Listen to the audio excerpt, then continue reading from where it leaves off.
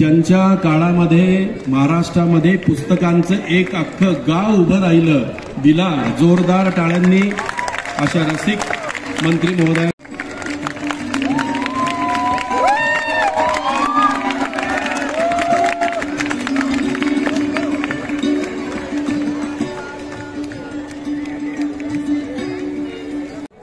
मंचावर विराजमान महाराष्ट्राचे माजी शिक्षण आणि सांस्कृतिक मंत्री आदरणीय विनोदजी तावडे साहेब, ज्यांच्या प्रेमापोटी आणि ज्यांच्या कविता ऐकण्यासाठी आपण उत्सुक आहोत, ते डॉक्टर संपूर्ण भारतात लोकप्रिय असे डॉक्टर कुमार विश्वासजी.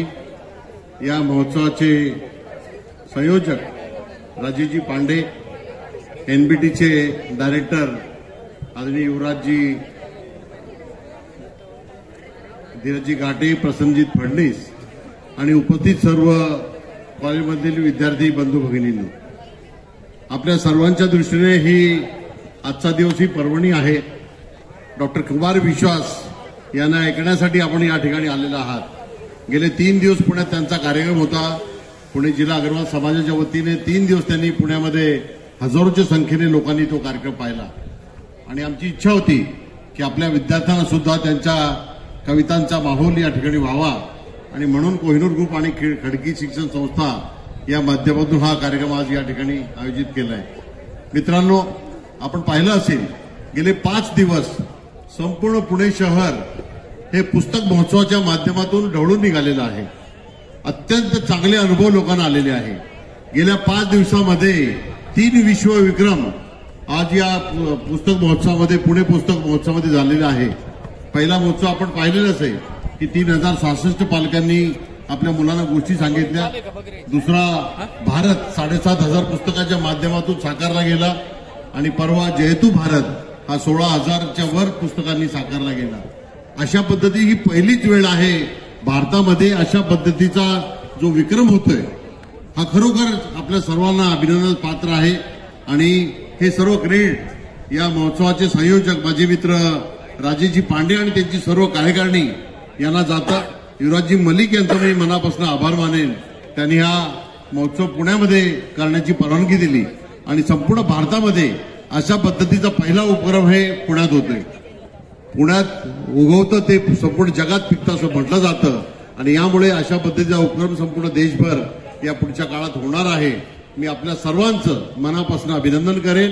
आपण आज या ठिकाणी आलात, आपल्याचं सर्वांचं स्वागत करेन. 16 तारीख ते 24 तारखेपर्यंत हा उत्सव चालणार आहे. आपल्या मित्रमंडळ, नातेवाईक सर्वांना सांगा, आपण जी पुस्तकं पाहिली नसतील, वाचली नसतील, सर्व भाषेतील पुस्तकं ही या ठिकाणी उपलब्ध करून दिलेली आहे. ही पुस्तकाची पर्वणी, याचा आपण आनंद घ्या एवढं सांगतो. कुमारजी विश्वास यांचं पुणेकरांच्या वतीनं परत एकदा या ठिकाणी स्वागत करतो आणि थांबतो. बहुत बहुत धन्यवाद. माता की कुमार जी को लगना चाहिए कि पुणे का आवाज बहुत बड़ा है. बोलो भारत माता की, भारत माता की.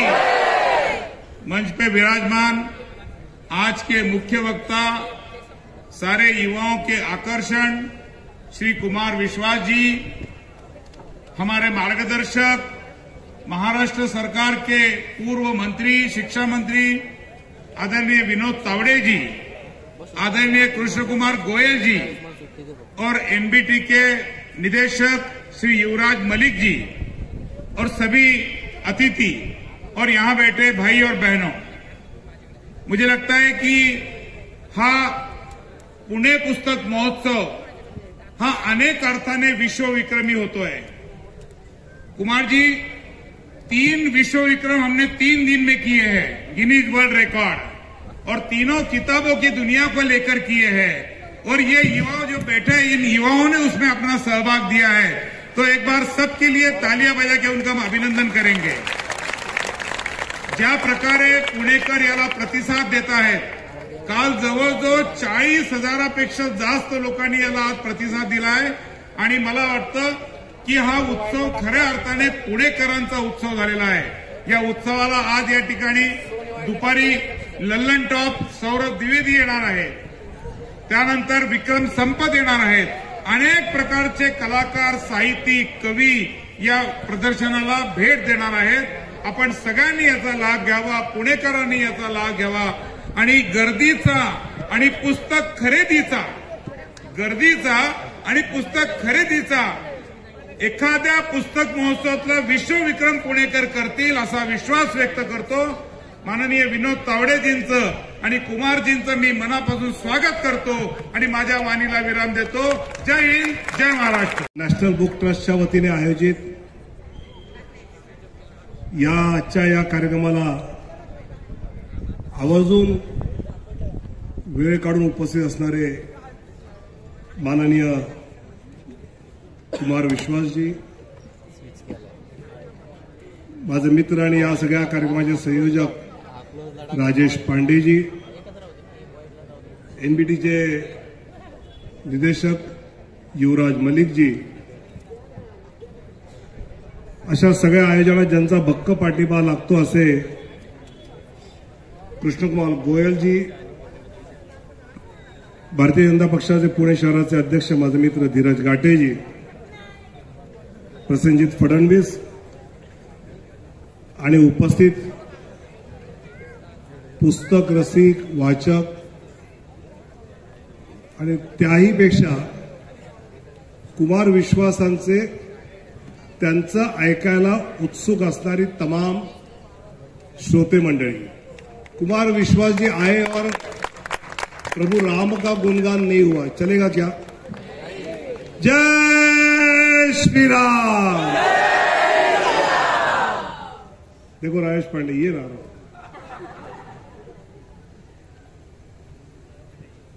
लेकिन आज हमने कुमार विश्वास जी को आग्रह किया है कि राम के नाम तो हम सुनते ही रहते हैं, लेकिन किताब, आपकी कविता, ये अगर आज के छात्रों को प्रेरित करती है तो आज का वो बड़ा उनके लिए सम्मान होगा. मुळात कुमार विश्वास यांचं नाव विश्वास कुमार शर्मा. मग त्यांना असं वाटलं की कवीला इतकं जसं जितेंद्र कुमार, धर्मेंद्र जसे आले तर नाव आपलं काय असलं पाहिजे. भावानी काय नाव सुचवलं, अजून काय नाव सुचवलं, मग त्यांच्या बहिणीने नाव सुचवलं आणि ती म्हणजे की कुमार विश्वास बोलो आणि ते त्यांनी मान्य केलं. हम पूरी खबर रखते हैं. लेकिन कुमार जी, आपका कोई दीवाना कहता है, कोई पागल समझता है, कितने बार पढ़े और वो शब्द हम महसूस करते. त्या शब्दाला जिवंत करण्याची ताकद आहे.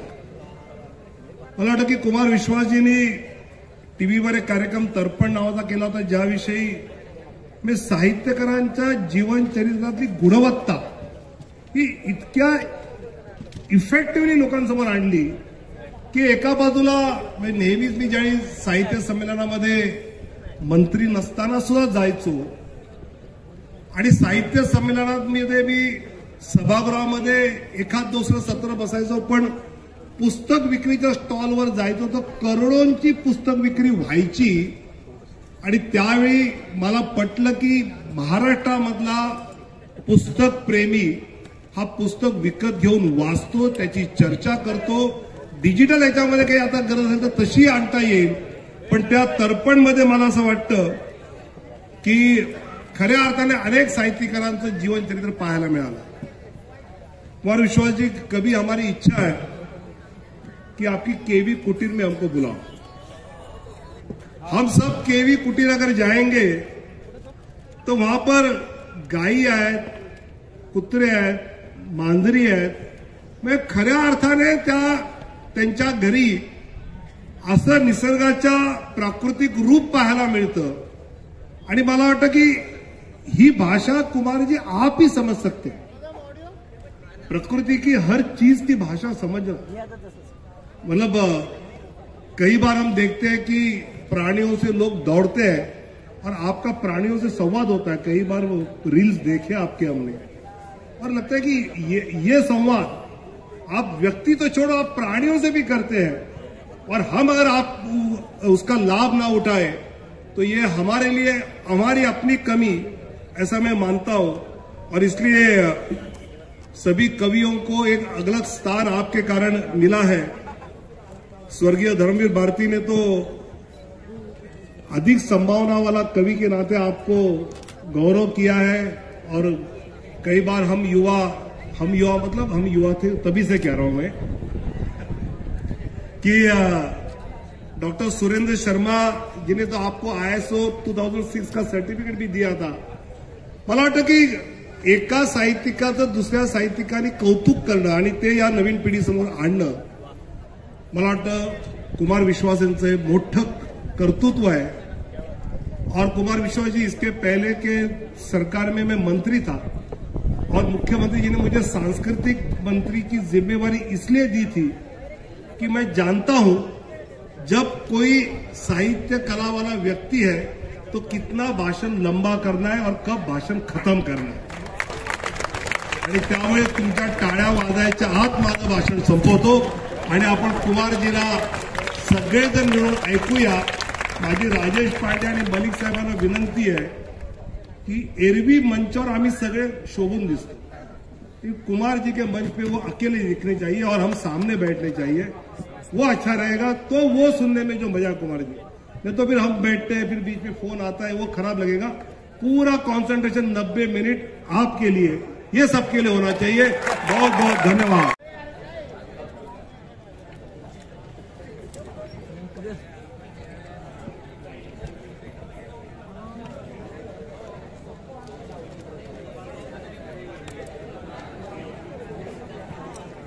भालचंद्र कुलकर्णी त्याचं रोजचं संपादनाचं काम करतायत।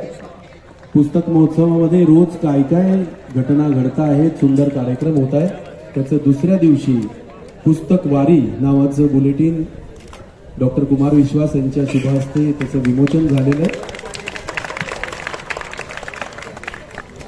बाकी प्रगति और सांस्कृतिक समीक्षा देखने के बाद अगर पूरे भारत में कोई एक ऐसी नगरी ढूंढी जाए जो स्वातंत्र चेतना को भी परिभाषित करती हो और ओशो के माध्यम से आध्यात्मिक उन्नयन को भी करती हो, ऐसी एक पुणे नगरी के आप सभी नागरिकों को मैं प्रणाम करता हूं। एनबीटी ने जो काम किया है वो निस्संदेह आश्चर्यजनक है। आश्चर्यजनक इसलिए क्योंकि बहुधा संस्कृति और शिक्षा के जितने निकाय सरकारी होते हैं उनकी चाल भी सरकारी हो जाती है, वो कुछ नया सोच नहीं पाते। लेकिन चाहे पेरिस में भारतीय भाषाओं की पुस्तकों को ले जाकर, लेखकों को ले जाकर मिलाने का प्रयास हो, चाहे एक इतने पुराने संस्थान में आज युवाओं के साथ, विद्यार्थियों के साथ अलग अलग क्षेत्रों में काम कर चुके हम जैसे सामान्य रचनाकारों से संवाद का प्रयास हो। मैं चाहता हूं कि एक बार पूरा सदन सबसे पहले एनबीटी के लिए जोरदार तालियां बजाकर उनका आभार व्यक्त करे। मेरे प्रिय अनुज युवराज मलिक को बहुत बहुत शुभाशीष कि उन्होंने जो अपेक्षाएं उनसे करती है सरकार और अपेक्षाएं हम सब लोग करते हैं उन्हें पूरा किया। मेरे बड़े आत्मीय मित्र और महाराष्ट्र की शिक्षा, संस्कृति और इसके वैभव को लेकर सतत सरकार में रहते हुए या सरकारों से बाहर रहते हुए प्रयास करने वाले जननेता भाई श्री विनोद तावड़े जी का बहुत आभार कि उन्होंने समय निकाला मेरे सम्मान के लिए। पुस्तक मेले में आप आए हैं और आप पुणे के आसपास के बच्चे हैं। आपका सौभाग्य है कि आपको इस तरह यहां अपने क्षेत्रों में काम करने वाले लोगों से मिलने का, उनसे सुनने का अवसर मिल रहा है। मैं जिस कस्बे में पैदा हुआ उसकी आबादी 9-10 हजार की थी और वो एक व्यापारिक कस्बा था। दिल्ली से लगभग 60 किलोमीटर दूर मुरादाबाद नैनीताल के रास्ते में सड़क पर एक कस्बा पड़ता है पिलखवा, जहां कपड़े का व्यापार होता था। वहां मेरे पिताजी एक कॉलेज में पढ़ाते थे। एक सवाल हमसे अक्सर आज पूरे विश्व में पूछते हैं लोग, आपकी अदालत में चले जाओ या कपिल के कार्यक्रम में चले जाओ या कहीं भी जाओ तो पत्रकार एक सवाल बहुत पूछते हैं।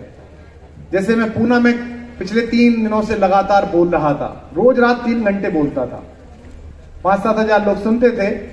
अभी 18, 19, 20 जनवरी को भी मैं पूना में ही अपने अपने राम कर रहा हूं और यहीं से अयोध्या जी प्रस्थान करूंगा उस स्वर्ण स्वप्न को पूरा करने के लिए।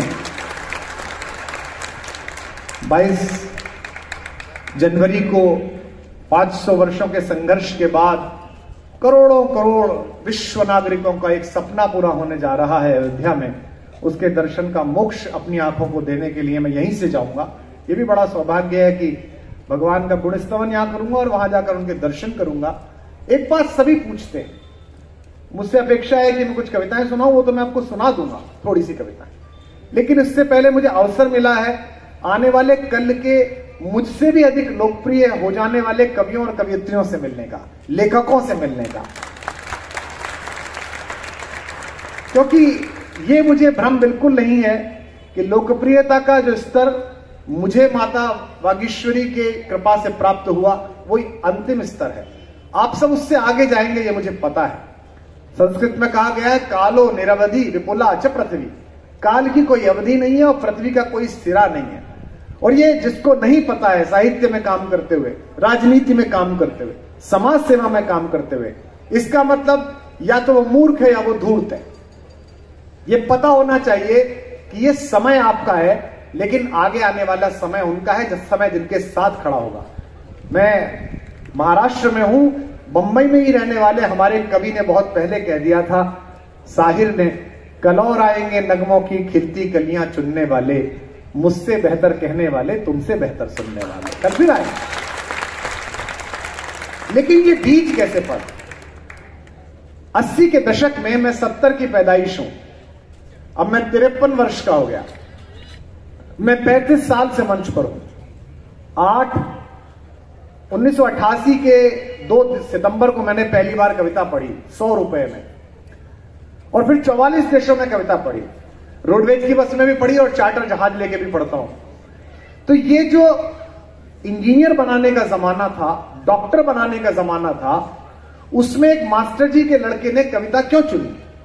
जो सवाल मुझसे पूछा जाता है वो ये कि आप पूना में 3 दिन से 3 घंटे बोल रहे हो, अब आप बेंगलोर में बोलोगे, एकल का कार्यक्रम है, फिर कहीं और बोलोगे 5 दिन, ये लगातार बोलते कैसे हो? ये ऋग्वेद का सूक्त याद कैसे आता है? ये यहां से धर्मवीर भारती, यहां से तुलसीदास, यहां से कालिदास, यहां से तुकाराम, ये याद कैसे आते हैं? ये कितने लोग ये जानना चाहते हैं? मुझे हाथ उठा के बताइए, मुझे सुनने वाले सभी लोग ये जानना चाहते हैं। अकेले में भी मुझसे हवाई जहाज में कोई मिल जाता है पड़ोस की सीट पर, तो वो यही पूछता है, भाई साहब क्या खाते हो, भाई साहब कितने टीबी की मेमोरी है। ऐसे सवाल अक्सर फनी पूछे जाते हैं। ट्विटर पर लगभग 10 मिलियन लोग हैं, वो भी पूछते रहते हैं। ये मैंने आज तक किसी को बताया नहीं, लेकिन आज मेरा मन है कि फर्गुसन कॉलेज में, जहां इतनी स्वतंत्र चेतना गढ़ी गई हो कि अंडमान की दीवारें भी जिसको रोक नहीं पाई, उस सावरकर की भूमि में खड़ा होकर मेरा दुर्भाग्य है कि मैं मराठी की लिपि नहीं पढ़ सकता, मैं सीख नहीं पाया। अब कोशिश करूंगा। मेरा एक छोटा भाई यहाँ बहुत प्रसिद्ध लोकप्रिय गजलकार रहता है, विशाल बाग। मैं आज उससे पूछ रहा था कि तूने सीख ली? उसने कहा हाँ भैया, मैंने तो पूना आके पहला काम ये करा कि लिपि भी सीख ली, पढ़ना लिखना भी सीख लिया। तो मैंने गोमांतक भी पढ़ा है, तो हिंदी में अनुदित पढ़ा है। मैं चाहता था कि मूल सावरकर पढ़ूं या मूल तुकाराम पढ़ूं, और जब एक मैंने काम किया था भारतीय भाषाओं के महान कवियों का, तब मैंने महाराष्ट्र से भी 2 कवियों पर भी काम किया। मैं आज आपसे ये विशिष्ट अनुभव साझा करता हूं, 5000 रात कविता पढ़ने के बाद भी, जो मैंने किसी को नहीं बताया। मुझे लगता है कि किसी कविता पढ़ने से भी ज्यादा महत्वपूर्ण बात मैं आपको बता रहा हूं। जो बच्चे मेरे छोटे भाई बहन यहां बैठे हैं, जो अक्सर ट्विटर पर, इंस्टा पर देख के सोचते हैं कि कविता यहां तक पहुंच सकती है क्या? क्योंकि पहले 70 के दशक में जो फिल्मों में कवि दिखाया जाता था, वो हीरो का दोस्त होता था, और वो अक्सर एक गरीब आदमी होता था, कुर्ता पहने हुए, और वो हीरोइन की जो एक नौकरानी थी ना, उसी को लाइन मारता रहता था, कविताएं सुनाता रहता था नहीं वो ऐसे। और वो कई बार उसकी शादी नहीं होती थी, इसलिए क्योंकि वो कवि है। कभी कभी फिल्म में इसीलिए डिस्कार्ड कर दिया गया कि वो कवि है। और शायर ने कहा, मेरे गीतों की पुजारी, ये तुझे क्या मालूम मेरे अशआर की बाजार में कीमत क्या है। तो सबसे पहली लड़ाई तो ये थी कि अगर कविता पढ़ना कला है, अगर कविता रचना सिद्धि है, तो इस जगत की व्यापार रीतियों को इस सिद्धि का उचित मूल्य देना पड़ेगा। मूल्य का मतलब पैसा नहीं है, मूल्य का मतलब वो गंभीरता है कि भारतीय राजनीति के विशिष्ट चेहरे होने के बाद भी विनोद तावड़े जी ने या हमारे तमाम मित्रों ने स्वेच्छा से यह कहा कि कुमार विश्वास को नीचे से सुनना चाहिए। यह कविता की मूल्य धर्मिता है, यह कविता की आदर धर्मिता है। और यह कैसे पैदा होगी? यह कवि की स्वतंत्र चेतना से पैदा होगी। कवि जिस दिन नीचे बैठे हुए अतिथि और आयोजकों की भाषा बोलने लगेगा, उस दिन ये नीचे उतरना बंद कर देंगे। उस दिन ये मानेंगे तो अपना ही है। लेकिन जब तक इन्हें यह भय रहेगा कि ये है तो राष्ट्रवादी, ये है तो राष्ट्र की बात करने वाला, लेकिन अगर कश्मीर में सरकार बना लोगे बुआ के साथ तो सबसे पहले ये आपके खिलाफ बोलेगा, तो ये आपको सुनते रहेगा। और मैं बोलता रहा, जब बनाई सरकार तो मैं बोलता था। मुझसे कहते थे हमारे मित्र, कई बार मिलते थे, राम माधव जी, अरे भाई क्यों? मैंने कहा भाई क्यों? आप ही कहते थे एक ध्वज एक निशान। ये 2 निशान लेके एक महिला बैठी है और कहती है कि अफजल गुरु शहीद था। हम दिल्ली में कहते हैं आतंकवादी, पहले तय करो। दबाव डाला, हुई बात। कवि का यही काम है। हर छत्रपति के दरबार में, हर शिवाजी के दरबार में भूषण की आवश्यकता है, जो समय पर उसे बताता है। यह जो आवश्यकता है कवि की चेतना की, क्योंकि एक बात ध्यान रखिए, सरकारें स्थायी नहीं है। सरकारें आएंगी जाएंगी, और मेरा कथन नहीं है, एक कवि का कथन है जिसके कारण ये सारे हैं, जिनका नाम पंडित अटल बिहारी वाजपेयी था। उन्होंने ये बात कहा था, सरकारें आएंगी जाएंगी, सत्ता का खेल तो चलेगा, ये लोकतंत्र रहना चाहिए। लोकतंत्र मतलब आपको अपनी बात कहने की आजादी मिले। अब क्या हो गया है? कवि, साहित्यकार बहुधा मंच के हिसाब से बात करता है। ये गलत बात है। जो सत्य है वो बोलिए। तो जो स्मृति है, वो स्मृति कहां से आई? स्मृति आई पुस्तक से। मैं जिस घर में रहता था वो आर्थिक रूप से उस गली का सबसे पिछड़ा घर था। दिवाली पर हमारे घर की पुताई हम 5-4 भाई मिलकर खुद करते थे, और पड़ोस में जो सेठों के घर थे, जिनकी परचून की दुकान थी, कपड़े की दुकान थी, उनके यहां पुताई करने वाले आते थे। दिवाली पर हम सबके कपड़े बाजार से कपड़ा लेकर हमारी मां सिलती थी। बाकी जो मेरे साथ के बच्चे थे, पड़ोस के रहने वाले, उनके कपड़े इलाके के एक बल्लू चाचा टेलर थे, वो सिलते थे। मेरे पास जो स्कूल जाने का थैला था वो मेरी मां का सिला हुआ था, और जो मेरे साथ के बच्चे थे उनके पास वो एक एल्युमिनियम का सूटकेस आता था छोटा सा, उसमें वो लेके जाते थे। मेरे लिए बड़ी तृष्णा का विषय था। अब उन बच्चों में अग्रगण्य कैसे देखो? मेरे घर में एक खजाना था जो उनके घर में नहीं था। मेरे पिता अध्यापक थे, उन्हें लाइब्रेरी एक्सेस थी, तो मेरे घर में नियमित दिनमान, धर्मयुग, साप्ताहिक हिंदुस्तान, सारिका, कादम्बिनी जैसी पत्रिकाएं आती थी। और मेरे पास कोई अवसर ही नहीं था, क्योंकि घर में रेडियो नहीं था, टीवी नहीं था, बाहर में जा नहीं सकता था ज्यादा। तो मेरे पास केवल एक ही काम था कि इन सारी पुस्तकों को मैं चाट जाऊं, इनको पढ़ लूं। पता नहीं कब वो यूरेनियम अपने अंदर इकट्ठा हो गया, और जब अवसर मिला तो प्रकाश में परिवर्तित हो। मैं आज मुड़ के सोचता हूं, गीता प्रेस गोरखपुर एक कार्यक्रम कराता था, मानस गीता संवाद। हम सारे भाई उसमें बोलने जाते थे। वो अलग अलग क्लासेस का होता था, प्राइमरी स्तर का, मिडिल स्तर का। जैसे मैं प्राइमरी था तो प्राइमरी में जाता था, मेरी बहन मिडिल में थी तो मिडिल में जाती थी, और हम भाई बहन उसको जीत के लाते थे। लेकिन वहां पुरस्कार में पैसे घोषित होते थे, पर पैसे नहीं मिलते थे। प्रथम पुरस्कार 101 रुपए मूल्य, नीचे लिखा होता की पुस्तकें। द्वितीय पुरस्कार 51 रुपए मूल्य की पुस्तकें। और एक अद्भुत बात मैं बता दूं आपको तावड़े जी, मैंने एक किताब मुझे मिल गई प्राइमरी में जीतने के कारण। मैं 4th क्लास में था। उस किताब को पढ़ने की मेरी बौद्धिक क्षमता तो थी ही नहीं, लेकिन चूंकि मुझे वो पुरस्कार में मिली थी, मैंने अपने पिता को भी नहीं दी, और वो किताब आज भी मेरे पास है। और वो किताब थी इसी शहर के एक तपस्वी का अमृत। किताब का शीर्षक था गीता रहस्य, बाबा तिलक की किताब मुझे मिली। अब मेरे मन में उस किताब को लेकर एक आकर्षण पैदा हो गया कि ये तो मेरी किताब है। मेरे पिताजी ने कहा कि हमको दे दो, अभी तुम पढ़ने योग्य नहीं हो। तो मैंने इसे चुनौती के रूप में ले लिया, और 4th 5वीं क्लास से 10वीं 11वीं 12वीं क्लास तक मैंने हर बार उसे पढ़ने की कोशिश की। एक समय ऐसा आया कि जब मुझे उस किताब का अर्थ खुलने लगा, और मुझे पता लगा कि कर्मयोग पर सबसे अच्छा विश्लेषण अगर गीता की, मैं सभी का आदर कर रहा हूं, विनोबा जी की भी गीता की मीमांसा बहुत अद्भुत है। इसी पूना में ओशो ने जो गीता पर बोला वो भी बहुत अद्भुत है। लेकिन अगर कर्मयोग गीता का समझना है और विश्व में अगर एक टीका आपको पढ़ने का अवसर मिले तो वो बाबा तिलक की गीता रहस्य है, मैं ये दावे के साथ करता हूं। तो ये जो हमको अवसर मिला किताबें पढ़ने का, ये आपको सहज सुलभ हुआ है। और अभी तो कैटलॉग जो है वो आपके इंटरनेट पर है। पहले जब पुस्तक मेला दिल्ली में लगता था, पैसे होते नहीं थे, कम होते थे, तो हम सबसे ज्यादा खरीदारी उन प्रकाशनों पे करते थे जो ओल्ड एडिशन की किताबें उसी मूल्य पर बेचते थे। उनमें एनबीटी से सबसे ज्यादा किताबें लेने का इसलिए आनंद आता था कि एक तो एनबीटी की किताबें वैसे ही सस्ती होती थी और दूसरी पुरानी छपी हुई किताबें बहुत कम मूल्य पर मिलती थी। तो सबसे ज्यादा बड़ा किताबों का थैला पुस्तक मेला जब दिल्ली में लगना शुरू हुआ वो एनबीटी के यहां से लिया जाता था, आपके यहां से मैं लेके जाता था सबसे ज्यादा किताबें। आज जब कुछ किताबें भेंट कर रहे थे लोग बाग प्रकाशन में, तो हमारे मित्र तावड़े जी ने प्रकाशक से कहा कि ये किताब दे तो दो, पर कुमार जी के यहां पहले ही लाइन में 100-150 किताब रखी होंगी कि अब ये निपटानी है।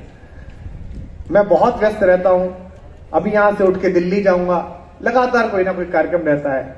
लेकिन जो मेरे छोटे बच्चे यहां पर आए हैं, मेरी बेटी से भी कम आयु की बच्चियां आई हैं, लड़के आए हैं, अभी भी आप मेरे घर आइए और जहां मैं सोता हूं, लाइब्रेरी तो छोड़ ही दीजिए, स्टडी तो छोड़ ही दीजिए, जहां सोता हूं वहां पानी के ठीक पास 4 किताबें निश्चित रूप से रखी होती है, जिनमें ऊपर वाली में एक पेन लगा हुआ होता है कि यहां तक पढ़ ली है। 50 पेज सोए बिना आज भी नींद नहीं आती। 50 पेज पढ़ने ही है, ये किसी की बाध्यता नहीं है। और कई किताबें खड़ी खड़ी रखी रखी व्यस्तताओं के बीच मुझे ताना मारती रहती हैं कि इतना यश क्यों कमाना, इतना पैसा क्यों कमाना, इतनी भागदौड़ क्यों करनी। कई किताबें ऐसी होती हैं जिनको देख के लगता है कि यार 4 कार्यक्रम छूट जाए पर ये निपट जाए। बहुत दिन पहले योग वशिष्ठ पढ़ी थी, दोबारा शुरू करी और हालत ये हो गई कि बस अब लगता था कोई मिलने ना आए, कोई फोन ना आए, कोई बात ना करे, मैं इस किताब को निपटा दूं। एक बात ध्यान रखो यहां बैठे हुए बच्चों, उपलब्धियां मिल सकती हैं लेकिन खुद से संवाद का जो एकमात्र दरीचा है वो केवल किताब खोल सकती है। जितनी नेटफ्लिक्स की सीरीज देखोगे, जितनी अमेज़न की सीरीज देखोगे, उसमें तुम्हारी कल्पनाशीलता को ब्रैकेट में बंद कर दिया गया है। किताब तुम्हारी कल्पनाशीलता का विस्तार करती है। जैसे अगर आपने गेम ऑफ थ्रोन्स देखा हो, कुछ लोगों ने देखा होगा, उसमें किला कैसा होना चाहिए उन्होंने बना के दिखा दिया। जैसे अगर आप जोधा अकबर देखो तो अकबर कैसा लगता था ये बना के दिखा दिया, लेकिन अकबरनामा पढ़ो तो आपकी कल्पना खुद काम करती है। जैसे मैं आपको बताता हूं, एक कहानी मैं सुनाऊं आपको। बहुत पुराने समय में एक बहुत सुदर्शन राजा था। जैसे ही मैंने कहा राजा था, तो राजा कहने की कल्पनाएं जो हैं वो जितने लोग बैठे सबकी अलग अलग है। जो शुद्ध मराठी है उसके लिए राजा की पगड़ी गोल वाली पगड़ी है, जो थोड़ा दिल्ली वाला है उसके लिए राजा की पगड़ी मुगलिया पगड़ी है, और यही बात अगर मैं अजमेर में कहूं तो राजा की पगड़ी है वो राजस्थानी पगड़ी है। यानी कि एक ही राजा अलग अलग व्यक्ति की कल्पना से एक वाक्य बन रहा है। वह एक बड़े महल में रहता था। अब बड़ा महल कैसा रहता था, जिसने जिस प्रकार की, तो आपकी कल्पना का विस्तार यह तभी संभव है जब आपने किताबें पढ़ी, आपके पास किताबें हों। जितने बच्चे यहां बैठे हैं, हर महीने 2 पार्टियों के, 2 पिज्जा खाने के, 2 फिल्म देखने के, 1 टी शर्ट खरीदने के, लड़कियों जो भी तुम सामान खरीदती हो वो खरीदने के पैसे बचाओ और हर महीने अपनी इच्छा की 2 पुस्तकें जरूर खरीदो, क्योंकि अब तुम्हारे पास यही शक्ति बची है। ये जो खजाना यहां लगा हुआ है, ये किसी भी बड़ी से बड़ी मॉल से बड़ा खजाना है जो यहां लगा हुआ है। इसमें से किताब अपने मन की उठाओ, पूरी पढ़ो, और ध्यान रखना पढ़ा हुआ शब्द आज काम नहीं आएगा, कल काम आएगा, क्योंकि वो आपके मन में चला जाएगा। अगर केवल पुस्तक खरीदने से ही आदमी समृद्ध हो जाता बुद्धि में, तो देश के सबसे बड़े विद्वान पुस्तकालय अध्यक्ष हुआ करते। उनके यहां तो रखी है, इसलिए संस्कृत में श्लोक है, पुस्तकस्तु या विद्या पर हस्ते गतम धनम कार्य काले समुत्पन्ने न सा विद्या न तद्धनम। यानी कि पुस्तक में जो विद्या है और दूसरे के हाथ में गया हुआ जो पैसा है, अगर काम आ पड़े तो ना वो विद्या काम आती है ना वो पैसा काम आता है। आपका एटीएम कार्ड खो गया और आपके अकाउंट में 5 लाख रुपए पड़े और रास्ते में ऑटो वाले ने 50 रुपए मांगे, आप कह रहे हो पैसे तो हैं क्योंकि जेब में है ही नहीं। आपने किताब में श्लोक तो पढ़ा था, आपने किताब में संदर्भ तो पढ़ा था, लेकिन किताब तो घर पे रखी है, आपको है ही नहीं। तो किताब लेनी भी है और किताब हृदयंगम भी करनी है। ऐसे समय में जब आपकी जानकारियां प्रदूषित की जा रही हैं, जितने बच्चे बैठे हैं हृदय पर हाथ रख के बताओ, तुम्हारी जानकारियों का कितना प्रतिशत व्हाट्सएप से प्रभावित है?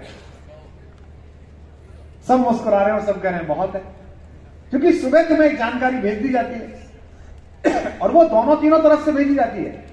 कोरोना के टाइम में तो हालत ये थी, कैसी कैसी जानकारियां थी, सफेद गाय की पूंछ का काला बाल लो, उसे कपूर के साथ जलाओ और फिर उसमें भैंस के घी का छौंक लगा के उसकी गोली बना के खाओ तो कोरोना बंद हो जाएगा। ये सब, और लोग कर रहे थे ऐसा, लोग उसमें लगे हुए थे। तो आत्मा की इम्यूनिटी जो है वो तभी बढ़ेगी जब आप किताब पढ़ेंगे। जितने लोगों को आप देख लो, जितने भी बड़े, देखो बड़े होने का 2 अलग अलग बात और समझाता हूं आज तुमको। मेरा लोभ जाग गया है बच्चों को देख के, मुझे क्षमा करेंगे कविता के शौक में जो लोग आए होंगे, जो पीछे बैठे हैं, मैं ज्यादा मुखातिब हूं इनसे जो आगे बैठे हैं नीचे थैले लेके अपने बस्ते लेके, इनसे ज्यादा मुखातिब। देखो बेटा, 2 तरह के लोग हैं, एक है सफल लोग और एक अच्छे लोग। एक है सफल जीवन और एक है अच्छा जीवन। मैं दिल्ली में वकीलों के एक कार्यक्रम में गया था, वहां हाई कोर्ट सुप्रीम कोर्ट के बहुत जज थे, तो मैंने माइक से कहा यहां भी कोई वकील हो तो बुरा ना माने, मैंने कहा कि आप सब बड़े वकीलों और अच्छे वकीलों को प्रणाम करता हूं। तो लोग हंसने लगे, तो मैंने कहा नहीं, ये अलग अलग होते हैं, एक बड़ा वकील होता है, एक अच्छा वकील होता है। अच्छा वकील वो होता है जो कानून जानता है और बड़ा वकील वो होता है जो जज को जानता है। ये तो अलग अलग वकील होता है। तो 2 तरह के लोग हैं दुनिया में, एक है अच्छे लोग और एक है सफल लोग। मैं तुम्हारी सफलता की कामना नहीं कर रहा, मैं तुम्हारे अच्छे हो जाने की कामना कर रहा हूं। पुस्तक तुम्हें अच्छा बनाएगी, अच्छा होना ही सफल हो जाना है। अन्यथा तो आजादी के पहले जो लोग इतने प्रतिभाशाली थे कि वे अंग्रेजों की सिविल सर्विसेज का एग्जाम क्रैक कर रहे थे, चाहे श्री अरविंद हो, चाहे सुभाष बाबू हो, चाहे अन्य लोग हो, वो चाहते तो सफल जीवन बिता सकते थे और बहुत सारे लोगों ने सफल जीवन बिताया भी। अंग्रेजों ने हर जिले में एक कमेटी बनाई थी जिसका नाम था प्रजा सुधार समिति। उसमें नगर के महत्वपूर्ण नागरिक हुआ करते थे। उनका काम होता था क्राउन के खिलाफ षड्यंत्र करने वाले आतंकवादियों की सूचना सरकार को देना। यह क्या काम है? क्रांतिकारियों की मुखबिरी। इस देश में आजादी के बाद शहीदों का आकलन नहीं हुआ तो नहीं हुआ, चलो मानो, उनका भी आकलन नहीं हुआ कि ये कौन लोग थे जो ऐसा काम करते थे। गद्दारों का आकलन भी नहीं हुआ, क्योंकि इस देश का हाजमा थोड़ा ज्यादा है। ये कृतज्ञ लोगों को भी बर्दाश्त कर जाता है और कृतज्ञ लोगों को भी बर्दाश्त कर जाता है। लेकिन शिक्षा और आपका पुस्तक पढ़ना, इतिहास पढ़ना, अभी मेरे बाद मुझे पता लगा कि विक्रम भाई आएंगे, वो इतिहास की दृष्टि पर आपसे बात करेंगे। मेरा छोटा भाई सौरभ आएगा, लल्लन टॉप के माध्यम से उसने बड़ा काम किया है, वो अपनी दृष्टि से बात करेगा। लेकिन क्या विक्रम संपत ठीक कह रहे हैं, या कुमार विश्वास ठीक कह रहा है, या सौरभ ठीक कह रहा है, ये आपको तभी पता चलेगा जब आप उस विषय की प्रत्येक प्रकार की किताब पढ़ लेंगे। अन्यथा शक्ति जिसके हाथ में आ जाएगी कुछ समय के लिए वो ठीक लगेगा। हिंदुस्तान के सिंहासन पर सबसे ज्यादा समय राज्य करा है एक आदमी ने, 52 ईयर्स। इतना बड़ा शासन किसी का नहीं हुआ। उसका नाम था जलालुद्दीन अकबर। जलालुद्दीन अकबर जब मरा तब उसके बेटे जहांगीर ने आगरा के लाल किले के चारों तरफ घेरा डाल रखा था और अकबर अपने एक दूसरे प्रिय बेटे के साथ अंदर बंद था जिसको वो राज्य देना चाहता था। उन दिनों आगरे के किले में जिस सिटी फोर्ट कहते थे, इसमें लोग रहते थे,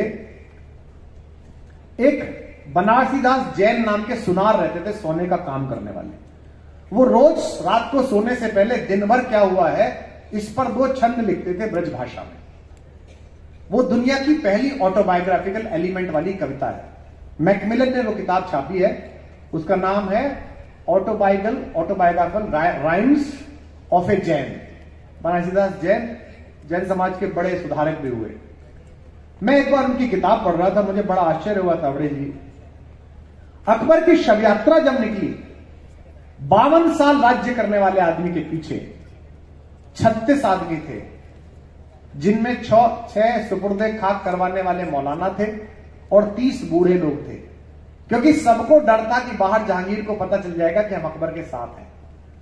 सोचिए आप, जिसका सूर्य नहीं तपता था। तो अकबर सही था या महाराणा प्रताप सही थे? हिटलर सही था कि चर्चिल सही था? चैम्बरलेन सही था कि मुसोलिनी सही था? ये पता कब चलेगा? जब दोनों तरफ की किताबें पढ़ी जाएंगी, दोनों प्रकार। आज आप नेटफ्लिक्स की सीरीज देख लीजिए, सारे दुर्गुण हिटलर में हैं और सारी अच्छाई चर्चिल में है। क्योंकि हिटलर हार गया, चर्चिल जीत गया। विजेता का इतिहास लिखा जाता है, लेकिन हमको सच कैसे पता चलेगा? जब हम दोनों प्रकार का इतिहास पढ़ेंगे। सावरकर के विषय में इसी कॉलेज में खड़े होकर कह रहा हूं, जो टिप्पणियां करते हैं, और मैं तो गांधी के लिए भी कहता हूं, मुझसे लोग नाराज रहते थे, तो बापू के बारे में भी कहता हूं। ये कहना कि बापू ने गलत किया या सावरकर ने गलत किया, ये मेरी बहस और मेरी औकात का विषय ही नहीं है। ये दोनों मेरे घर के इतने बड़े थे कि इनकी बातों पर टिप्पणी करने की मेरी हिम्मत नहीं, औकात नहीं। दोनों का अपना अपना मार्ग था, दोनों की अपनी अपनी चेतना थी, दोनों को इस मातृभूमि के परातंत्र के गहर से निकालने की अपनी अपनी योजनाएं थी। उन योजनाओं से आप सहमत असहमत हो सकते हैं, कोई दिक्कत नहीं, लेकिन हां, अब मुझे यह देखना है कि जहां तक मुझे देश सौंपा गया है, इसे आगे मैं कैसे लेके जाऊंगा। इसके लिए आवश्यक क्या है? इसके लिए आवश्यक है कि मुझे इतिहास का सम्यक ज्ञान हो। इतिहास का मतलब ही है कि अगर यहां तक आते आते रास्ता तय करने और बनाने में कोई भूलें हो गई हैं, तो मैं उन्हें विनम्रता पूर्वक अपना बुजुर्ग समझ के क्षमा करते हुए कृतज्ञता से प्रणाम करूं और आगे दूसरे रास्ते की तरफ चलूं। और ये बेटा तभी संभव होगा जब आप पुस्तकें पढ़ेंगे, जब आप जीवन को किताबों के अनुसार गढ़ेंगे। तो आज मेरे इतनी देर बोलने के बाद पहला संकल्प तो जितने भी बच्चे यहां आए हैं और जो अब ये रिलीज होगा वीडियो, इस बात का संकल्प लो कि अपनी प्राथमिकताओं में, आपको मैं बता दूं, मेरी प्राथमिकता किताब के अलावा कुछ नहीं। मैं कुछ नहीं खरीदता। मैं जो कपड़े पहने हूं ये मैं नहीं खरीदता। ये वो जो ब्रांड पहनाता है, जो नीचे लिखता है ना, इसका नाम वार्डरोब कर्टसी, ये वो देते हैं। जो टिकट है आने जाने का, वो इन्होंने अग्रवाल साहब ने और इन्होंने मलिक साहब ने दिया है। घर कैसे चलेगा उसका मानदेय ये देते हैं। ना मुझे घड़ी का शौक है, ना चश्मे का शौक है। पहले हुआ करता था गाड़ी वाड़ी का शौक, अब वो भी खत्म हो गया है। मुझको अगर आप लालच दे सकते हैं तो किताब का दे सकते हैं। ये किताब मैं आपके लिए ढूंढ के लाया, और बहुत सारी किताबें हैं जिनको ढूंढने के लिए मैं लगा रहता हूं। आज सुबह ही सुबह जब विशाल मुझसे मिलने आया तो वारिस शाह की हीर लेके आया। मैंने सारा काम छोड़ के वो किताब पकड़ी। पैसे कहां है, चीजें कहां है, नहीं पता है, क्योंकि मैं यही चाहता हूं कि मैं अपने आप को तभी पढ़ सकूंगा जब मैं पुस्तक के पन्नों से गुजरूं। श्रीमद् भागवत गीता का पहला श्लोक, मैं तो आश्चर्य करता हूं कि बाबा तिलक को यहां से ले जाकर अंग्रेजों ने मांडले जेल में रखा। तुमको तो कितनी सुविधाएं हैं, बिना रेफरेंस के वो किताब लिखी गई है। आपने पढ़ी है, मूल मराठी में पढ़ेंगे तो अद्भुत ही है। मैं तो खैर हिंदी में पढ़ पा रहा हूं उसे, अभी भी मेरे पास उसकी 5-7 प्रतियां रखी रहती हैं। जो कोई चर्चा करने आता है, मुझे किसी में स्पार्क लगता है तो मैं उसको किताब देता हूं। एक बात और ध्यान रखिए, फूल बहुत खूबसूरत चीज है, लेकिन तभी तक जब तक कि वो बाग में, उपवन में लगा हुआ हो। उसे तोड़कर, काट कर एक पॉलिथीन में गोल लपेट के देने की बजाय साल भर में कोशिश करिए जितने भी बच्चों की बर्थडे आए, एक पुस्तक लेके जाइए वहां पर, उनके घर के लिए किताब लेके जाइए। बहुत सारे लोग मैं देखता हूं, मैं किसी कार्यक्रम में जाता हूं, मुझे दुख होता है, मैं कह नहीं पाता हूं, 500-500 400 रुपए का बड़ा बड़ा एक फूल का वो बुके लेके, इसका क्या हुआ? ये तोड़ा गया, उसके बाद काट के सजा दिया गया। मैंने एक बार हाथ में लिया, एक फोटो छपा। बजाय इसके अगर 10 किताबें देते जिनमें से अगर 4 मेरी पढ़ी हुई हैं तो मैं किसी और को दे देता, 6 नहीं पढ़ी हुई हैं मैं उन्हें पढ़ता, तो मेरा भी जीवन धन्य होता, आपका भी जीवन धन्य होता। इसलिए संकल्प लीजिए, अपने दोनों हाथ उठाकर तालियां बजाकर कि आज से ये 2 काम करेंगे।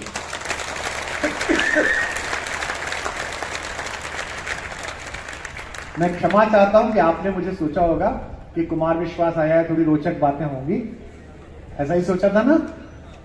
लेकिन मैंने जो कहा वो आपको अच्छा लगा, आप सहमत हुए उससे? क्योंकि देखो, अब आप हमारी ताकत बचे हो। 75 वर्ष हो गए इस देश को।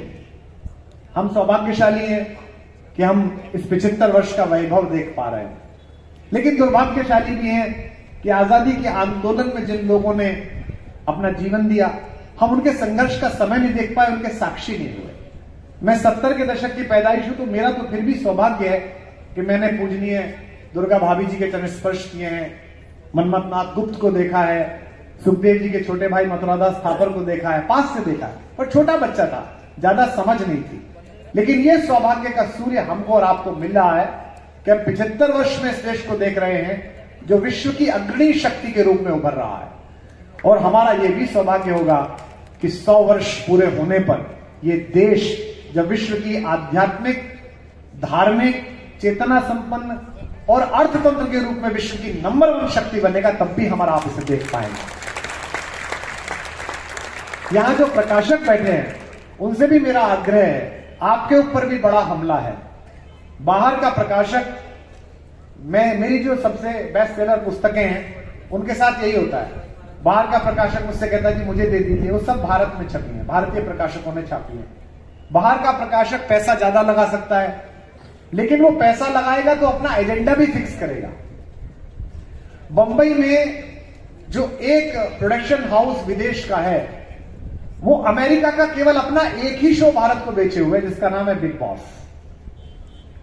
एंडमन कंपनी बनाती है, आप जानते हैं? एंडमन कंपनी अमेरिका में बहुत अच्छे शो बनाती है।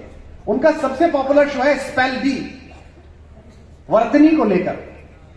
उनका सबसे अच्छा शो है अमेरिका बेस्ट साइंटिस्ट, वो भारत में नहीं बनाते। सब सोची समझे षड्यंत्र है कि आपकी चेतना का हरण कैसे किया जाए, आपकी चेतना को विस्थापित कैसे किया जाए। ये जितना हो रहा है, जितनी महिलाएं यहां बैठी हैं, मुझे यहां जितने सीनियर मुझसे लोग बैठे हैं, मेरी आयु के लोग बैठे हैं, मुझे हृदय पर हाथ रख के बताइए, क्या भारतीय विवाहों में, चाहे वो महाराष्ट्र में हो चाहे भारत के किसी हिस्से में हो, क्या दुल्हन सफेद कपड़ा पहनती थी? पहनती थी क्या भाई? दूल्हा पहनता था क्या? ये बंबई में कुछ लोग हैं जिनकी दुकान इन्हीं बातों से चलती है, उनकी शादियां प्रासंगिक है। मैं जिसको देखता हूं शादी हुई है, राजस्थान में हो रही है, फना हो रही है, मैंने कहा शादी है, शोक सभा है, सभी सफेद सफेद कपड़े पहने घूम रहे हैं। हमारे यहां तो शादी में जब तक लाल जोड़ा ना पहना जाए, जब तक लाल चूड़ियां ना पहनी जाए, ये आपको सामान बेचने की योजना है। मनुष्य को लोहा बना दो, उसकी संवेदनाएं खत्म कर दो और बाजार में चुंबक का गुण भर दो। आप बाजार गए, इसीलिए मैंने पहले वक्त कहा बेटा तुमसे, अच्छा जीवन और सुखी जीवन, इन दोनों में अंतर है। हो सकता है अच्छा जीवन जी के आप उतने सुखी ना हो पा रहे हो, लेकिन आप मनुष्यता को सुखी करोगे। किताब पढ़ने से आपके अंदर ये रोशनी आएगी। जब आप विश्व युद्ध का इतिहास पढ़ोगे, जब भारत की आजादी का इतिहास पढ़ोगे, तो पहले प्रधानमंत्री कहां चूके ये कैसे पता चलेगा? एमओ मथाई की माई डेज विद नेहरू पढ़ोगे, मनोहर मालगोनकर की गांधी एसेसिनेशन पढ़ोगे, गोपाल गोडसे की गांधीवत पढ़ोगे, दोनों पढ़ो, क्यों नहीं पढ़ोगे? मुझे ये भी पढ़नी पड़ेगी। मुझे पता चलना चाहिए कि किसी में इतना गुस्सा क्यों था, और मुझे पता चलना चाहिए कि किसी की गलती की ऐसी सजा नहीं दी जा सकती। दोनों पक्ष मुझे पता चलने चाहिए। उसके बाद मेरी चेतना का परिष्कार होकर मैं एक नवनीत निर्णय निकालूंगा। अन्यथा तो ये जो आ गया है ना, ये सुबह ही सुबह इसमें इतना कचरा आएगा अभी किसी प्रोसेस नहीं कर पाओगे। और दूसरा बड़ा जो हमला आपके बीच आ रहा है वो है एआई का, जिसको तुम सोच रहे हो ना ये अच्छा आ रहा है, ये क्या है? ये माया है। अभी कहा विनोद भाई ने कि रामकथा के प्रसंग के माध्यम से कुमार जी बताते हैं, मुझसे कोई कह रहा था एआई कहां है रामकथा में, परसों ही।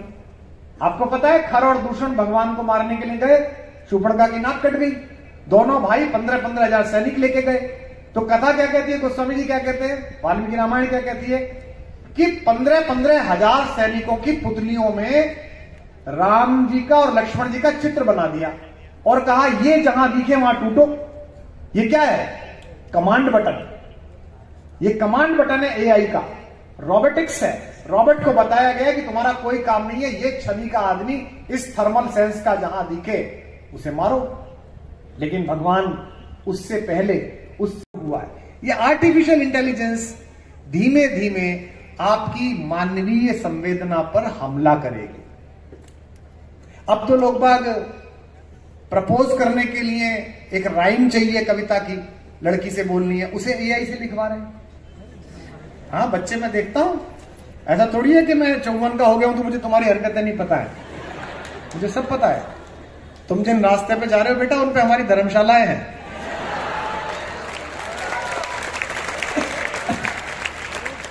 इस देश को प्रेम करना और प्रेम कविताएं गाना हम ही ने सिखाया एक समय में, लेकिन हमने लिखी थी चेतना से, हमने वो महक महसूस की थी। छज्जे पर आधे आंचल का टुकड़ा कि उसी का है कि उसकी बहन का है, ये संशय हमने महसूस किया था। तुम लिखवा रहे हो एआई से। तो संवेदना मशीन की है, मनुष्य की नहीं है। और मनुष्य की संवेदना मशीन की संवेदना से सदा ऊपर रहेगी। अगर मशीनों की संवेदना ही बड़ी होती तो बहुत दिक्कत हो जाती, फिर तो विश्व चलता ही नहीं। तो मनुष्य की संवेदना अक्षर गढ़ेगा। इसीलिए अक्षर को क्या कहते हैं? अक्षर, जो नष्ट न किया जा सके। अक्षर ऊर्जा है, E = mc²। एनर्जी न पैदा की जा सकती है न समाप्त की जा सकती। वो क्या की जा सकती है? रूपांतरित, ट्रांसफॉर्म की जाती है। यही तो सिखाया गया था ना हमको। तो अक्षर की एनर्जी, आज नासा काम कर रहा है भूमंडल के ऊपर वायुमंडल में उपस्थित ध्वनियों की डिकोडिंग को लेकर। भगवान ने जो गीता सुनाई, देखो हो सकता है मैं तुम्हें कविता नहीं सुना रहा हूं, लेकिन शायद या तो इस जगह का प्रभाव है जहां इतनी तपस्या हुई है इस परिसर में कि मैं वो बातें बोल रहा हूं जो मैंने कभी नहीं बोली हैं, जो मेरे अंदर चलती हैं, वो मैं तुमसे साझा कर रहा हूं उन बच्चों की उपस्थिति के कारण। भगवान ने जब गीता सुनाई तो प्रसंग आता है कि समय ठहर गया। मैं छोटा था तो सोचता था कि यार 700 श्लोक सुनाए भगवान ने, हैं? धर्म क्षेत्रे कुरुक्षेत्रे समवेता युयोत्सवा मामका पांडवश्चैव किम कुर्वत संजय, और अंत में सर्वधर्मान परित्यज्य मामेकम शरणम व्रज अहम त्वा सर्व पापेभ्यो मोक्षयिष्यामि मा शुचा। 700 श्लोक। जब ये 700 श्लोक चल रहे थे तो बाकी लोग क्या कर रहे थे भाई? इस बीच में क्या था मामला? दुर्योधन क्या कह रहा था दुशासन से? तो सिगरेट पिया है, क्या चल रहा था? या पिता में भीष्म क्या कर रहे थे? क्या मेरी विटामिन की गोली ला दो। ये एक आप सैन्योर भय मध्य, सेना के मध्य में मेरा रथ है, हे कृष्ण ले चलो। और बीच में खड़े होकर उसने कहा कि मेरे को तो पसीना आ रहा, मैं तो मेरे हाथ से तो ये धनुष गिर रहा है। भगवान ने कहा कि ये मत कर, तो वह प्राप्यसी स्वर्गम जित्वा वा भोक्षसे महीम तस्माद उत्तिष्ठ कौन्तेय युद्धाय कृत निश्चय। और समत्व भाव से कर, तो वो समत्व पूछने लगा। प्रज्ञावादिश भाषिष, बुद्धिमानों की भाषा बोलने लगा। ये जो प्रज्ञावादी भाषा है ना, केवल प्रज्ञावाद के लिए बहुत दुखी करती है। बौद्धिक जो होते हैं ना, केवल बौद्धिक, दिल्ली में तो हमने इन्हें एक विश्वविद्यालय में बंद कर रखा है, एक जगह घेर रखी है, उसी में ही है। उनका 24 घंटे काम प्रश्न उठाना ही है, अलग से नहीं है उनका। हमने बनाया है तो इसमें बंद करो इनको। जिसने सीटी बजाई वो समझ गया कि कौन सा विश्वविद्यालय है। किसी किसी आदमी का काम होता है कि वो केवल प्रश्न करता है। पेड़ पे गिलहरी चढ़ रही थी तो बंदर ने कहा कि क्यों चढ़ रही है, क्या करेगी? अरे भाई वो चढ़ रही। उसने कहा कि मैं सेब खाने जा रही हूं। बोले मूर्ख हो तुम, पढ़े लिखे लोग, आम का पेड़ है। उसने कहा मूर्ख तू है, मैं अपना सेब लेके चढ़ रही हूं। कुछ होते हैं जो केवल प्रश्न करते हैं। उन्हें 24, वो अपने पैदा होने से असहमत है एक्चुअली। वो मुझे लगता है असहमति में ही पैदा हो गए होंगे।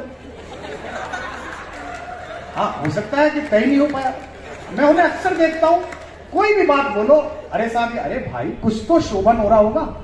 जैसे दो तरह के हैं, आप मीडिया में भी देखिए, मुझे माफ करिए मीडिया के मित्र बैठे, बजट आएगा, अब ये लोग बजट लाएंगे, नेता लोग, भाई ये जो बजट लाए हैं ये क्या दुश्मन है देश के, ये राज्य के दुश्मन है? कुछ तो अच्छा लाए होंगे। पहले से ही विपक्ष तय करे, किसान विरोधी बजट है, नौजवान विरोधी बजट है, वियतनाम भी जो, अरे भाई एक ये है, इनको लगता है कि 47 से लेके आज तक कुछ हुआ ही नहीं, यही पहली बार बजट लाए। तो ये कैसे है? ये तुम्हें कैसे पता चलेगा? ये तुम्हें तब पता चलेगा जब तुम भारत की आर्थिक नीति, भारत की अर्थतंत्र की मर्यादा जो रामचरितमानस में है, जो हमारे नीति ग्रंथों में है, जो विदुर नीति में है, जो भीष्म संहिता में है, जो हमारे यहां कुंतक ने कहा है, जो आचार्य चाणक्य ने कहा है, इन सबकी अर्थ नीतियां। मैंने एक बार एक बात कहीं बोल दी थी, पूरे पार्लियामेंट में वो बात हमारी आदरणीय वित्त मंत्री जी ने भी बोली, सबने उसका उल्लेख किया, मैंने नहीं बोली थी, वो थी भैया पहले से, आपको पढ़नी चाहिए थी, आध्यात्म रामायण में थी, और वहीं से बाबा तुलसीदास जी ने मानस में लिख दी। जब मनाने के लिए भरत पहुंचे तो भरत के साथ तो गए नहीं भगवान। भगवान ने पूछा कि भाई ठीक है, जाओ, कैसे कैसे चला रहे हो अपनी सरकार? भैया ऐसे चला रहा हूं, ऐसे चला रहा हूं। किसके कहने से राय लेते हो? भरत ने कहा अमात्यों के, मंत्रियों के। भगवान ने क्या कहा? मंत्रियों के अतिरिक्त उस विषय के ऐसे विशेषज्ञों की गुप्त राय लो जिनका व्यापार तुम्हारे कारण हित अनहित में न जाता हो। कितनी अद्भुत बात है। आज जो सरकार पॉलिसी मेकर्स के अलग सैंपल लेती है, इंटरनेशनल एजेंसीज लेती है, मैकेंजी को लेती है, अर्नेस्ट एंड यंग को लेती है कि आप बताओ हमें क्या करना चाहिए, ये वही काम है। भगवान ने पूछा टैक्स कैसे ले रहे हो? राम ने पूछा। भरत ने कहा भैया जैसे लेते हैं, नहीं, हम सूर्यवंशी हैं, टैक्स सूर्य की तरह लो। भरत ने पूछा सूर्य से कैसे? बोले जैसे सूर्य पृथ्वी पर अपनी प्रकाश की किरणें डालता है, गर्मी डालता है और पानी सोखता है, समुद्र से समुद्र के स्तर का, पोखर से पोखर के स्तर का, गिलास से गिलास के स्तर का, यानी कि बड़े सेठ से ज्यादा लो, मुझसे कम लो, बच्चों से बिल्कुल मत लो। सरकार को ऐसा करना चाहिए। और क्या करता है? इस कर का, जो इस कर को इकट्ठा करके बादल बना देता है, और बादल कहां बरसता है? जहां पानी की जरूरत होती है। और कैसे लो टैक्स ये भी बता रहा है। आपको कल पहुंचना है बड़े पदों पर, और कावड़े जी मुझे मंत्री नीचे बैठ के इसलिए नहीं सुनते, मैं जानता हूं आप तेज हो, ऐसा नहीं कि आप मुझे प्रेम करते हो इसलिए नीचे बैठ के सुन रहे हो। आप भी जानते हो कि मुझे नीचे बैठ के जिसने सुना वो प्रधानमंत्री बना है। तो कुछ नहीं तो मुख्यमंत्री तो बनोगे। हाँ, वो भी 2006-7 में नीचे बैठ के सुनते थे, और हमारे मुंह से एक बार 6 में निकल गई थी कि प्रधानमंत्री बनोगे, 14 में बन ही गए। तब से हमको दूसरी पार्टी वाले बोल रहे हैं तो भाई साहब हमारे वाले के लिए बोल दो। मैंने कैसे पहले बिठाओ तो सही सामने लाके। तो कहा कि टैक्स कैसे लो? जब लो टैक्स तो पता ना चले। जब सूरज पानी खींचता है समुद्र से और आपके रखे हुए गिलास से तो आपको पता भी नहीं चलता है, लेकिन जब उसे बादल बना के वो बरसाता है तो सबको पता चलता है। गोस्वामी जी कहते हैं बरसत हर्षत सब लखें, जब बरसे तो सब देखें कैसे प्रसन्न होगा। सरकार जब पुल बनाए तो लोग कहें गडकरी जी ने क्या सड़क बना दी है, वाह शानदार काम कर दिया। पूरे देश में जहां चले जाओ महाराष्ट्र के एक बेटे का प्रशंसा होती रहती है, कहीं चले जाओ साहब सड़क तो अद्भुत कर दी गडकरी। बरसत हर्षत सब लखें, करशत लखे न कोय। और जब पानी निकाले तो कोई देखे ना। तुलसी प्रजा सुभाग से, तुलसीदास जी कहते हैं कि प्रजा के सौभाग्य से भूप भानु सो हुए। राजा को कैसा होना चाहिए? भानु जैसा होना चाहिए, सूर्य जैसा। बेटा ये आएगी कैसे बात, ये पता कैसे चलेगी? जब मानस पढ़ोगे अगर रामचरितमानस कपड़े में लपेटी हुई है ना, अगर पूजा के खाने में ही रखी थी दादी के पास में, तो भैया ऐसे ही पड़ी रहेगी, आपके पास तक ना पहुंचेगी। तो आज के बाद जितने बच्चे यहां आए हैं, फंस गए अभी मेरे क्लास में, ये इनके साथ धोखा हो गया। सोच के आए थे कि कविता सुनने को मिलेगी, यहां मैंने ज्ञान सुना दिया इन्हें, क्योंकि मुझे उम्मीद तुमसे है। मुझे उम्मीद, जो हमारे आयोजक हैं वो तो केवल तुमको एक परिसर दे सकते हैं, जो हमारे विनोद भाई जैसे जनप्रतिनिधि हैं वो तुम्हारे लिए इस अवसर को उपलब्ध कराने की योजना बना सकते हैं, लेकिन इस अवसर को भविष्य के भारत के लिए एक स्वर्ण पृष्ठ के रूप में तैयार करने का जो कौतुक, कौतूहल और क्षमता है वो केवल तुम में, वो तुम ही कर सकते हो, क्योंकि तुम्हारे पास आयु है, क्योंकि तुम्हारे पास सर्जना है। इसलिए पुस्तकें पढ़िए। भारत शब्द का तो अर्थ ही भा अर्थात प्रकाश, भा अर्थात ज्ञान, और रत माने लगे रहना। जो देश ज्ञान की साधना में अनवरत लगा रहे उसे भारत कहते हैं। आप सब विश्व के दूसरे देशों में जाएंगे, हमारे सब मेहमान अतिथि विश्व के देशों में गए हैं, मैं भी गया हूं। किसी देश में चले जाइए, कुर्ता पजामा पहनता हूं, कुर्ता धोती पहनता हूं, तो लंदन की ट्यूबलर में नीचे अंडरग्राउंड में बगल में बैठा हुआ जर्मन आदमी, इंग्लिश आदमी, यूक्रेन का आदमी आपसे पूछता है from which country you are. मैं कहता हूं आई एम फ्रॉम इंडिया। फिर वो कहता है Indians very good engineers, very good doctors. ये हिंदुस्तान नया बना है, हिंदुस्तान नया बना। ये जो आपकी वैश्विक पहचान हुई है, इसलिए नहीं, सरकारों की अनुकूलता तो दो देशों के गोलों के बीच में अगर कोई व्यक्ति तिरंगा लहरा दे तो दोनों सेनाएं उसका सैल्यूट करके घर छोड़ के आती है। तो देखा था आपने? क्या हमने कभी ये देखा था कि हमारे यहां खदान में कुछ मजदूर फंस जाएं और 140 करोड़ का देश प्रतिपल उनके बारे में चिंतित हो, चलते चुनाव में प्रधानमंत्री चिंतित हो, मुख्यमंत्री और एक केंद्रीय मंत्री वहां बैठकर निकलवाने की कोशिश कर रहा हो? ये जो भारत के प्रत्येक नागरिक की चेतना को रेखांकित करने का युग प्रारंभ हुआ है, ये पुस्तक मेला आज उसमें एक नींव का बड़ा पत्थर गढ़े, इसकी शुभकामना आप सबको देनी चाहिए एक दूसरे को, और तैयार रहना। मैं चलते चलते आपको कुछ मुक्तक सुना देता हूं, कुछ कविताएं सुना देता हूं जो आपका मन है। और मुझे फ्लाइट पकड़नी है, हमको विनोद भाई दोनों को दिल्ली जाना है। इनको तो जाना पड़ता है, मुझे जाना है क्योंकि मेरा घर वहां है और इनका मुख्य कार्य वहां है, दिल्ली इनका मुख्य कार्य है।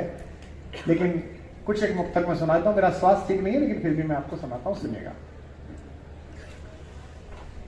कि मैं अपने गीत गजलों से, बहुत अच्छे, ये आवश्यक है, पीछे वालों से उम्मीद मत करना, ये भी तुम ही करोगे, वाह वाह जितनी भी करनी है। कि मैं अपने गीत गजलों से उसे पैगाम करता हूं। जो कुर्सियों पर बैठे लोग हैं, आप लोग लाए गए हो कि आए हो? आए हो तो तुम भी वहां करो यार। कि मैं अपने गीत गजलों से उसे पैगाम करता हूं, उसी की दी हुई दौलत उसी के नाम करता हूं। कभी भी अंधेरा घिरे जिंदगी में, कभी भी परेशानी का पल आए, जो छत्रपति महाराज शिवाजी के वंशज हो, ये दो पंक्तियां मेरी सुनना और इस आकाश को कोलाहल से भरना। उसी की दी हुई दौलत उसी के नाम करता हूं। हवा का काम है चलना, दिए का काम है जलना। समानना अगली पंक्ति। हवा का काम है चलना, दिए का काम है जलना। वो अपना काम करती है, मैं अपना काम करता हूं। कि किसी के दिल की मायूसी जहां से हो के गुजरी है। वहां करो तुम सारे तो मोबाइल लेके बैठ गए, इसे रखो, यही सबसे खतरनाक चीज है, इसे रखो। इस क्षण का इसी समय आनंद लो। रिकॉर्ड करके क्या करोगे? अभी जो जीवन है इसी का आनंद लो। हवा जब चलती है सुंदर वाली बसंत की, तो रिकॉर्ड थोड़ी करी जाती है, उसका आनंद लिया जाता है। हवा चल रही है, इसका आनंद लो। कि किसी के दिल की मायूसी जहां से हो के गुजरी है, हमारी सारी चालाकी वहीं पर खो के गुजरी है। अब तुम्हारे लिए लड़कों 2 लाइन आ रही हैं, इन्हें भेज देना, कार्य सिद्धि होगी। हमारी सारी चालाकी वहीं पर खो के गुजरी है, तुम्हारी और मेरी रात में बस फर्क इतना है, तुम्हारी सो के गुजरी है, हमारी सो के, तुम्हारी सो के गुजरी है। अच्छा, एक मुक्तक मैं इसलिए सुनाता हूं, सुनाता नहीं हूं, मैं थोड़ा सा परिहास करता रहता हूं। देखो, मुझे बुलाने का रिस्क लेने के बाद आए लोगों को ये नहीं सोचना चाहिए कि उनके साथ अब क्या होगा। तो विनोद भाई, आपने मुझे बुला तो लिया, अब मैं ऊपर हूं, माइक मेरे पास है। 4 पंक्तियां मैं अपने आत्मीय मित्र विनोद तावड़े जी को समर्पित करता हूं। इन्हें आप यूं सुनिएगा कि जैसे उद्धव जी एकनाथ जी के बारे में इन्हें समझा रहे हैं।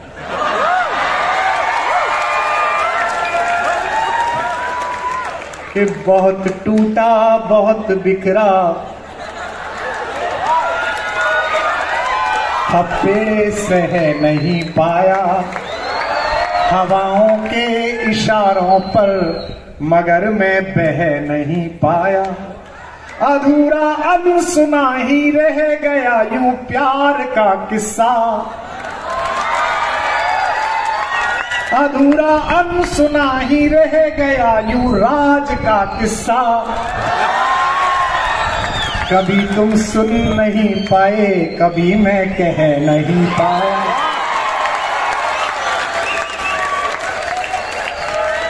मैंने कुछ कहा? कुछ नहीं कहा।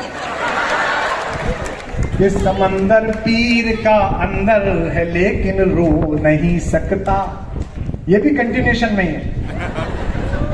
समंदर पीर का अंदर है लेकिन रो नहीं सकता, ये आंसू प्यार का मोती है इसको खो नहीं सकता। तावड़े जी, मेरी चाहत को अपना तू बना लेना मगर सुन ले, ये प्रेम की कविता है, राजनीति का कोई मतलब नहीं है इसमें, तुम गलत अर्थ लगा रहे हो। मेरी चाहत को अपना तू बना लेना मगर सुन ले, जो मेरा हो नहीं पाया वो तेरा हो नहीं सकता।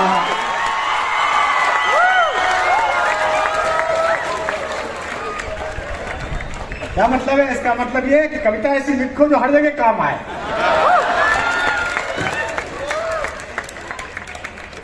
एक मुक्तक और सुना देता हूं, हालांकि ज्यादा सुना दिया मैंने, समय की भी सीमा है, जो आपने बहुत मन से जो पसंद करते हैं, मतलब हर भाषा में उसका अनुवाद हुआ है, विश्व की सारी भाषाओं में उगाई जाती है।